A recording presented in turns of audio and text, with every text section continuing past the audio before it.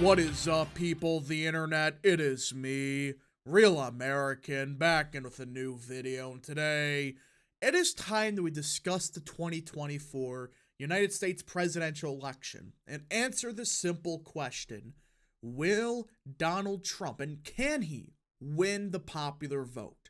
Yep, this is a serious discussion we have to have.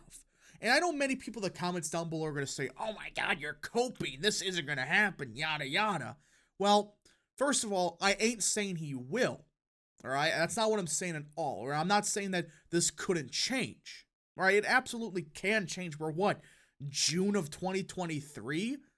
We're like, what, 15, 17 months out from the election? Things can absolutely change, and we got to see what happens with the indictment news. But there is a big but to all of this. We have been seeing a lot of polling data, which again, I know it's polling, but it's telling a very unique story that I don't think many of us projected at all. Now, before we continue with today's video, I hope you enjoy these type of videos. If you do, smash the like button down below, subscribe, share with your friends, hit that little bell, follow the Twitter accounts in the description down below. Guys, go follow Real American Politics on Twitter. It is a great Twitter account everyone should follow. Of course, follow the Rumble page down below. It's a great Rumble page everyone should follow. And of course, join the channel today. Guys, just for $3 a month, you could join Real American, which is a phenomenal deal, as it helps support the daily content we all know and love. You love the daily content? Well, this is the best way to support it. So I hope and recommend you join the channel today. Alright, everybody. So, like I said, this can absolutely change, and it probably will change. I'm still not expecting Trump to win the popular vote. But the question is, can he? Absolutely. I mean, this is crazy to think about, but the last time Republicans won the popular vote at the presidential level was 2004 with Bush. Ever since then, 2008, Democrats won by like, what, 6 points? 2012, they won by 3 points. 2016, they won by 2 points. 2020, they won by like 4.5. So why are we thinking that he could win the popular vote this time when he's seen as the most unpopular candidate ever, even though there's data proving that's BS? Either way, many people think it's impossible for Republicans to win the popular vote, but they've already have.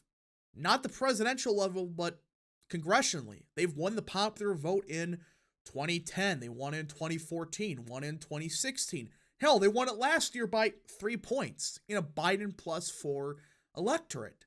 So, first of all, Republicans can absolutely win the popular vote just from congressional level. But why do I think this could happen at the presidential level?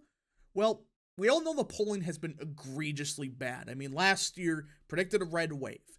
But there's one aspect of polling that it still can be off. There's been one that's been more accurate than not, than statewide polls. Statewide polls have been egregious for years. They've gotten even worse. But one type of poll that even in 2022 was very accurate: national polling.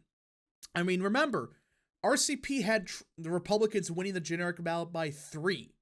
Well, they won by 3. So, the national polling has been slightly more accurate than statewide polling. And it's the only type of polling we can trust right now, because when you get into statewide polls this early, it's kind of a crapshoot because people are still undecided, nobody knows, and we don't really know what the electorate's going to be.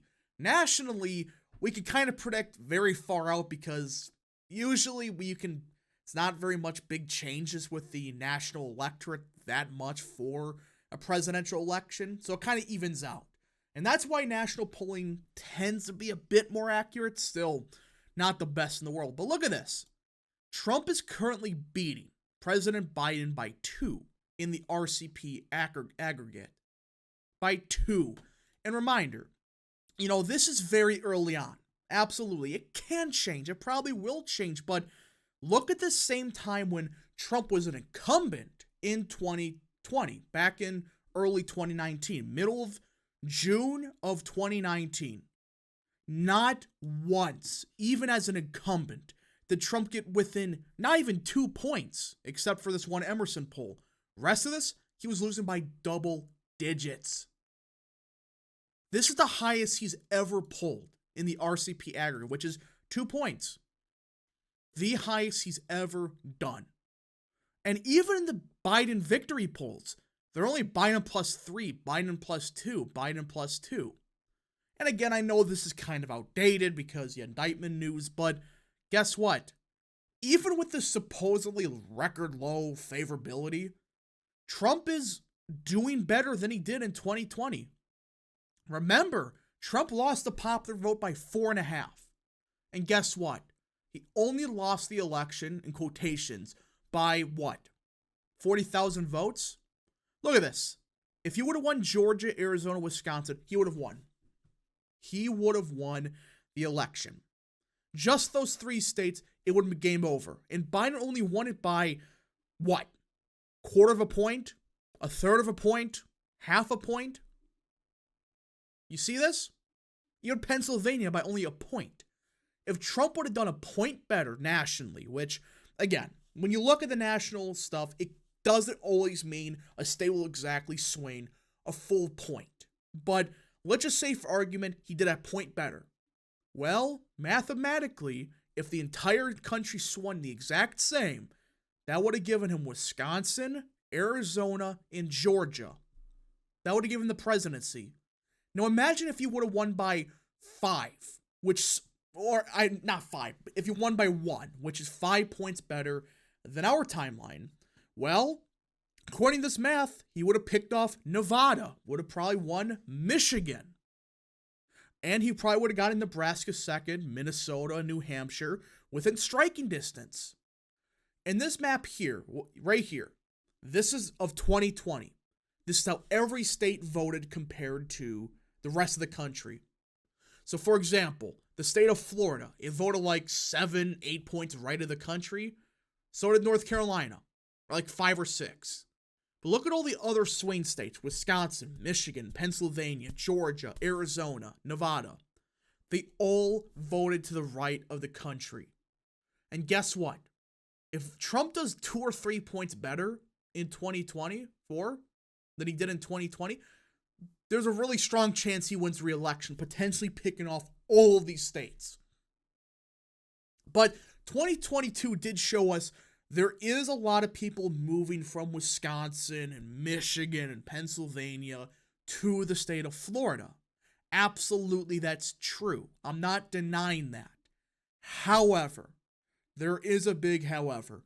We still have enough proof, of this, that in 2022, there was still bad turnout in Trump areas in the Midwest. Even with all the people moving to Florida, that doesn't exactly explain why Republicans did very, poorly in some of these working class areas. It was just turnout. And Trump's the only one that can get these voters to turn out. So while I think that a large part of this could be because of Florida, we're seeing New York, even California, even with Trump, they're swinging like 12 points Republican in some polls. I absolutely can say that could be part of it.